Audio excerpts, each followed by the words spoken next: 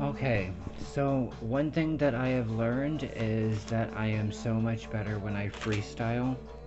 So I'm gonna freestyle another one with this deck.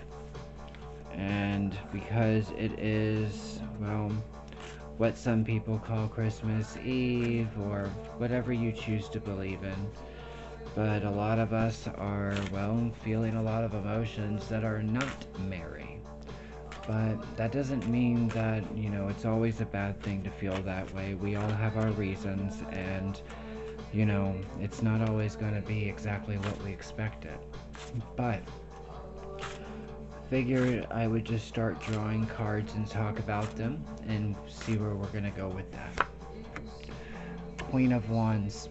One thing about that is really understanding with its reversal is that that fire is not out. You are actually burning very brightly, and it is all coming at you like moths to a flame.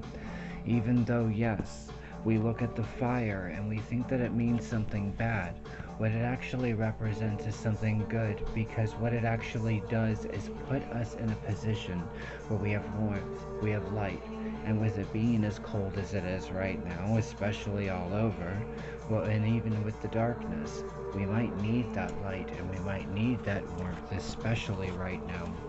A friend of mine actually said a very powerful post even today, and she was talking about that maybe the spirits and universe and all those things are telling us that maybe it is time to focus on ourselves, because a lot of things have happened to interrupt that process.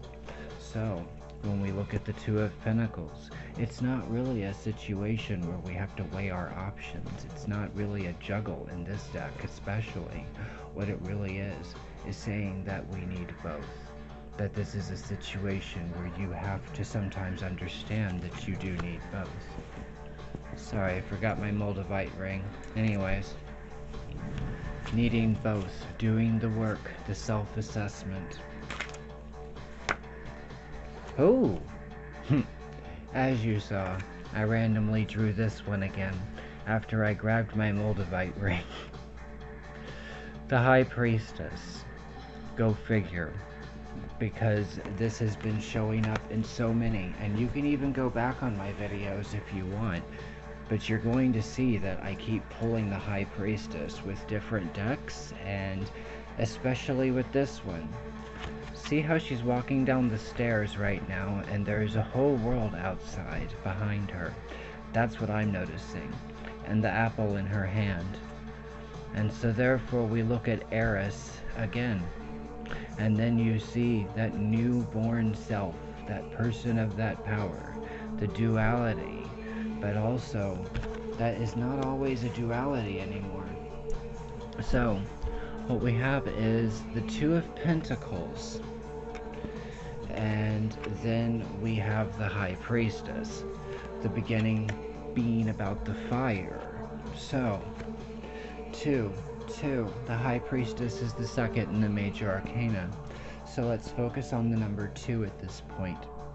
When we look at the number 2, it is an area where 2 heads are better than 1, balance, light, darkness, all of those things entwining. And when you see those things entwine, you see that sometimes like a magnet it can work, where it can bring things together, or it can separate. So when you separate, you have to also actually understand that maybe that separation might somewhere else bring that sense back together again. Let's see what the next card has to say. Judgment. And that is what we start to finally really see with ourselves. The staff, the wand, the others coming out of the grave. The rejuvenation, the Eon card that I was talking about a couple days ago. It is exactly what it is. It is connected. So, for me to sit here and even try to say that this is a different reading is to, well, be lying to you. It's not. It's saying the same exact thing. Different details, different parts of the story, but it's all intertwined and connected. So, we already understand that there is something watching, that there is a world that we need to live in. But how do you live in that world? Let's see what the next card says. Ooh, brutal. The Nine of Swords. As you see, it tells us things that we don't want to hear. We have to face those things and fears. It's like the Weird Sisters. That's partly why I started rhyming. But also, when you look at it, is it really that bad? Does it actually end up, well, exacerbating that pain? Or, like this song that suddenly is ironically kind of like making sense for all of this. Pain makes rhythm, makes rhythm, makes rhythm. So, we look at the fact that you're finally finding your own rhythm. You're finally finding where you truly belong in all of this. You finally are seeing these things, and even though it is disconcerting and can be very painful, it still is an experience that might actually end up getting the things moving for you. There, we have the Knight of Pentacles. The Knight of Pentacles is always charging forward. It's always about really using that knowledge, but you have to do something personal with that knowledge. Can't come from anyone. Can't even come from me. You know how many readers right now are literally saying the same exact words I'm saying, just, well, in a different type of way? I was actually very, well, offended yesterday because I have actually noticed that a lot of my clients in New Orleans, when I was reading at Marie Laveau's, have decided to, well, become influencers. But the thing is, when they look at the things that I'm saying, they're turning it dark. Or, no, to this light thing. Then the thing is, that makes it a false light. That makes it darkness. And that's what I'm trying to actually say. I'm not bitter. And the reason why I'm not bitter is because of justice always does prevail in a lot of these spiritual situations, because it is actually helping their clients and the people that are coming to them find balance and peace within themselves.